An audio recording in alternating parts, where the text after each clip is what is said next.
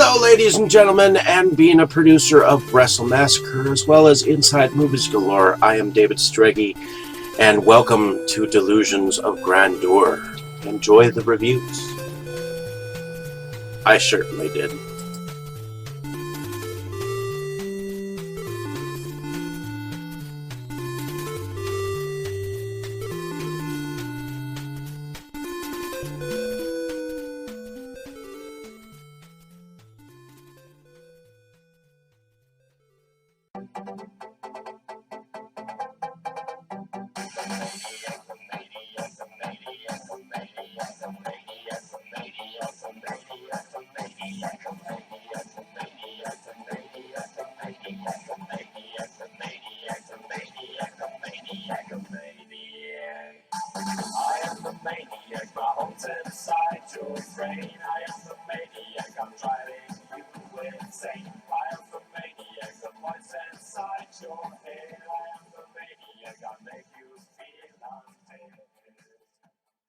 Okay, Dave, that's it. Screw you and your college flunkies. I've had enough of this from you and from everyone else. I know what you guys are trying to do. Break me down, drive me out of the force. Well, it's going to take a hell of a lot more than a lame prank like this to get Curtis Mooney to throw in his badge, so fuck you. Over. Hello, ladies and gentlemen, and welcome back to Delusions of Grandeur. I'm your host, David Strege, and here I have another review for you, this time of a romantic comedy from a filmmaker by the name of Alex Magaña.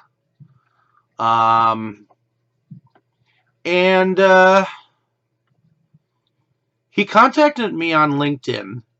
This is the first time I've been contacted by this director. And he asked me for a review, which normally I'm of the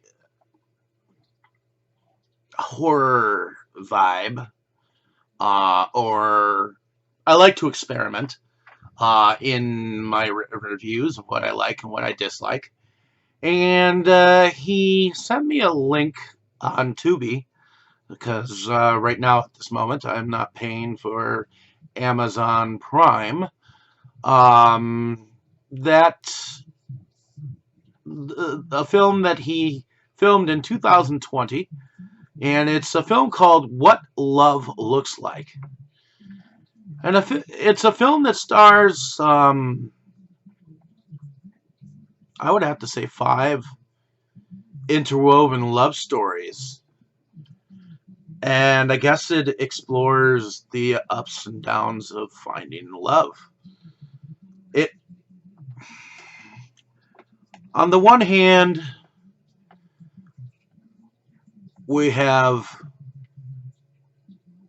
Penelope Nicole Vanessa, played by Taylor Alex Frank, Kate DeRocher, and Margot Graf.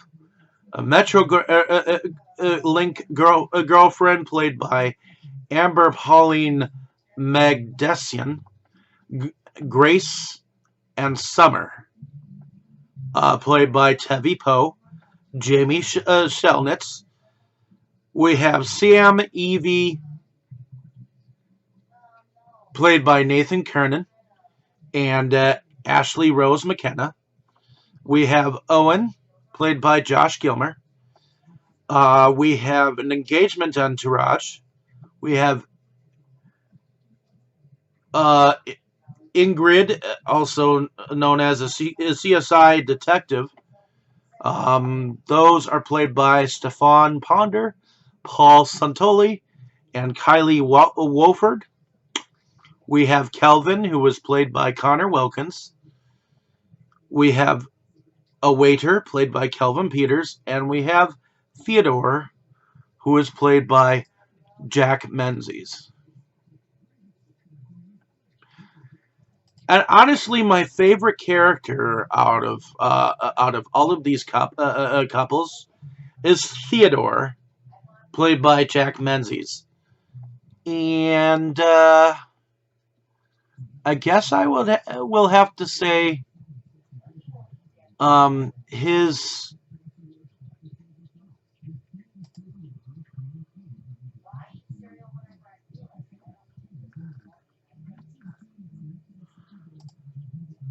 his girlfriend or whatever that he is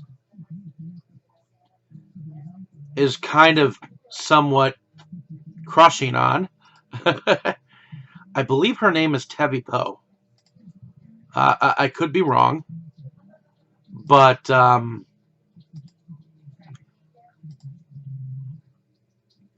we have we have a young man who has lost someone in his life, and he goes every day to sit at the park, and a young woman by the name of Evie starts to try to bring him out of his reverie with a simple sandwich. Um, we have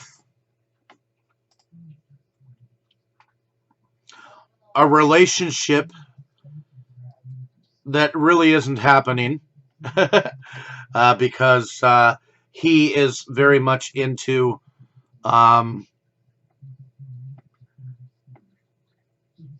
he is very much into um, his phone, and she uh, is very much into him, but he's not really giving her the time of day. So she starts to have feelings for a what you would consider a taxi driver of sorts, and she eventually leaves him for him.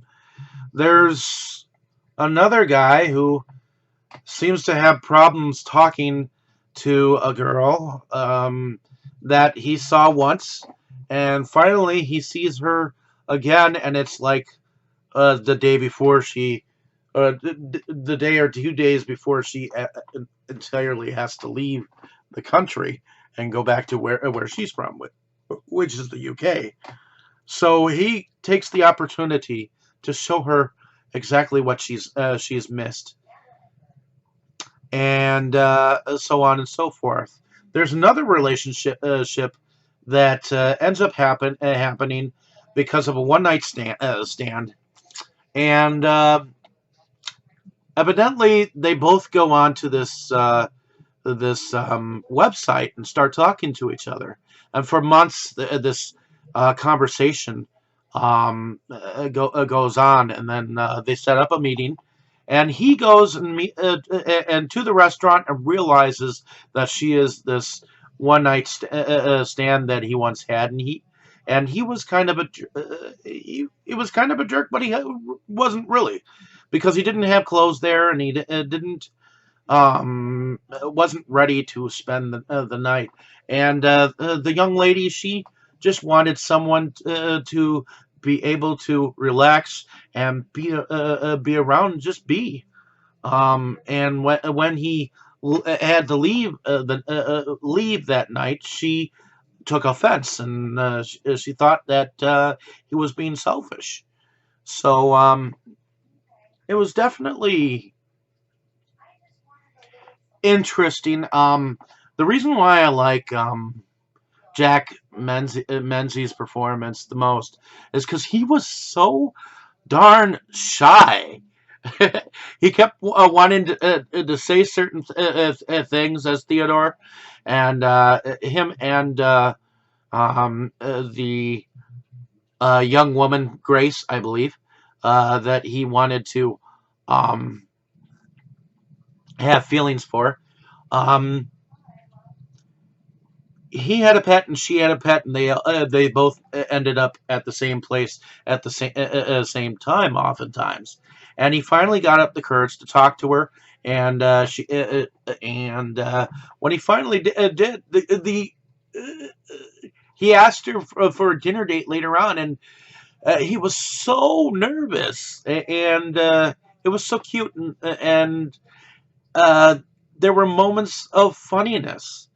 Um, I guess my biggest disappointment is that all of them ended up um, in happiness. And in real life, not everyone finds happiness. But I guess it's I guess it's a dream that, for anyone to want happiness to happen to everyone, where everything fits into a groove, and everyone gets a good story, a happy ending.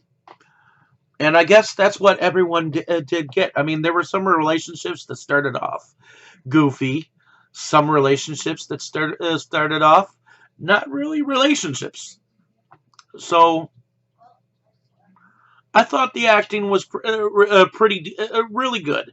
The act, I mean, each couple was paired with the right person, I think, and the right situations, and the, I think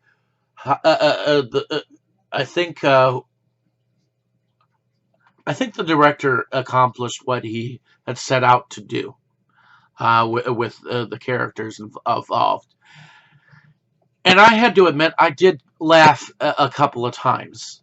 So to me, and seeing that my fiance was enjoying it at the same time, she.